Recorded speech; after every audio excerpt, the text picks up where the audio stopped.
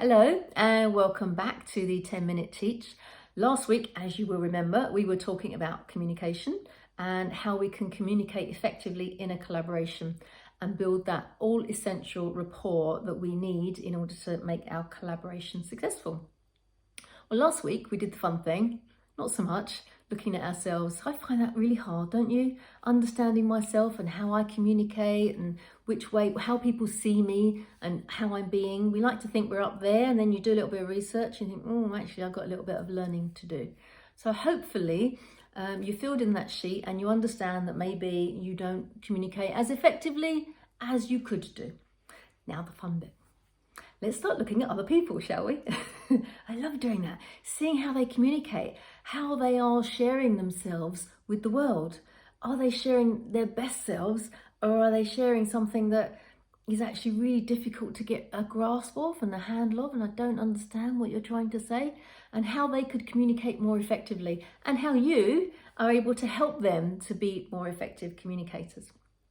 So, your PDF that you've been dropped into this teaching, 10-Minute Teach, is letting you know about IMA. Now, some of you already know about IMA. It's a communication profiling tool, and IMA stands for Identify, Modify, and Adapt. So I'm going to start explaining a little bit about how you can identify somebody's communication style, how you can modify your style in order to build that rapport with them, and how you can adapt in order to make sure that they hear exactly what you want them to hear and that you can hear them really clearly and cleanly as well. Because if you're in a collaboration and you don't have that rapport, it's very difficult. But also, if you can understand how to build that rapport and you've tried and it isn't working, then it's probably not the best collaboration to get involved in. Always good to know up front, eh? So, now if you're looking at the sheet, you know there are 4 quadrants, and at the top of the sheet, the people in the top 2 quadrants are fast-paced communicators, and the people that end up in the bottom 2 quadrants, not there's a top and a bottom, but you know what I mean, the bottom 2, and not there's any better or worse. Everyone's different, but all wonderful. And the bottom 2 quadrants are in excuse me, fast-paced, slower-paced. So you can probably look around collaborators now and go, well, Jill is a fast-paced because she talks quite quickly. It's as simple as that, not complicated. And maybe you look around and go, well, Rob Morgan, he speaks very purposefully, very thoughtfully. He would be a slower-paced person. So from then you can identify where they sit. If you're on the right-hand side of the quadrant, these are people. You will hear them talk smatteringly of we did this and we went here and they said this, and it's all plurals and us. On the left-hand side, they are task focused, so more left brain orientated, more detail driven. So they will talk with I did this, I found out that, this person showed me. It's about the individual and how that works for them. So by being task orientated, they are not easily gravitating towards the fast-paced people. It's a little bit more difficult. So you heard about when you meet someone for the first time and we just clicked, we got on, it was amazing, it was such fun. It doesn't happen by accident. You can create that. You can generate that. So when you meet somebody, the first thing you should be doing really is listening really well to understand what they're about, what they're passionate about, what they love to do, what's important to them. And all those things can then help you, just by listening, work out if they're in the top quadrant, bottom quadrant, right-hand side or left-hand side. And when you know that, you can adjust, because if you know, actually, I'm a top quadrant person, I talk quite quickly, and you just realise that this person is a low quadrant person that talks quite slowly, they're slower operational, then you would automatically slow yourself down. Sometimes it's really hard for us fast people to slow down, and vice versa. If you are a slow, purposeful speaker, don't mince your words. You don't waste words. You really consider what you're saying, and then you have this person jabbering at you. Well, if you want them to feel confident and at ease in the conversation, quite often they're jabbering because they're nervous and they don't really know what to say, and they're just so pleased to be there, and they're just saying lots of ridiculous things that's just small talk that really doesn't float your boat. if you're a slower paced, considered person, you need to up your energy a little bit to help them to feel more secure, to not feel so nervous.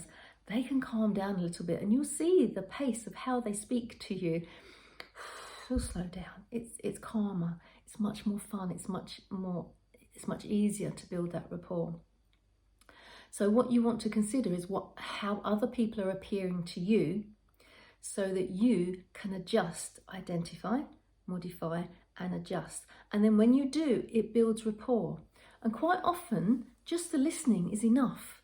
I've seen people go around listening to people quite intently and quite powerfully and regurgitating just what they've said in their words to confirm that they've heard what they said.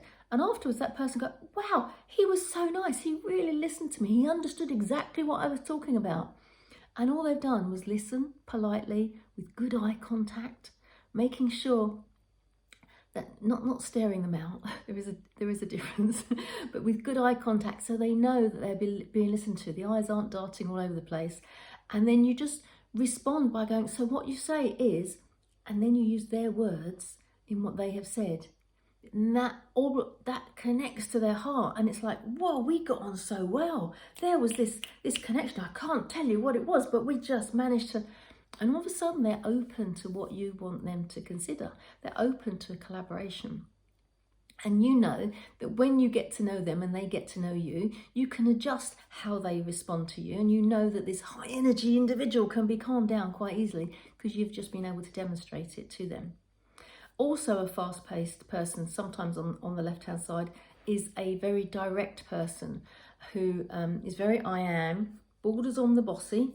It's my way or the highway kind of person. So if you come across somebody who talks quite quickly but is using I and me rather than we and they, then they might not be the right person to collaborate for you. They are more likely to be the individual at the head of a team.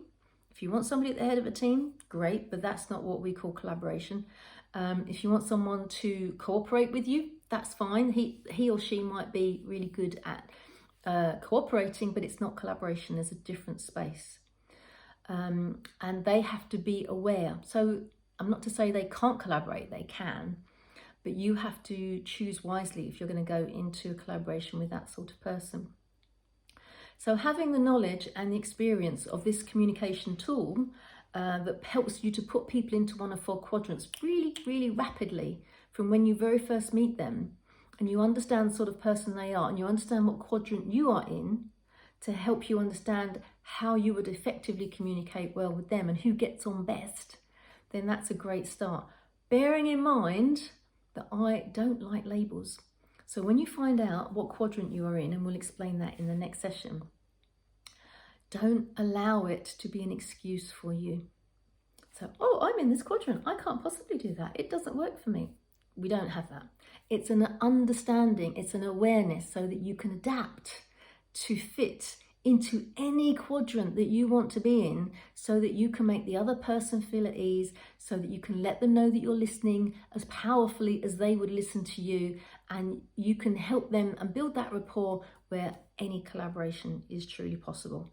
Because with collaboration, we're always looking for solutions, aren't we? So if there is somebody that you can't communicate effectively with, understanding IMA is a really good first step to help you to communicate. It's also your choice to go, do you know what? This is too much like hard work. I don't think I can do it with them. And it might be you can put somebody else in who's similar to them that could collaborate on your behalf. There's always a way around it, isn't there?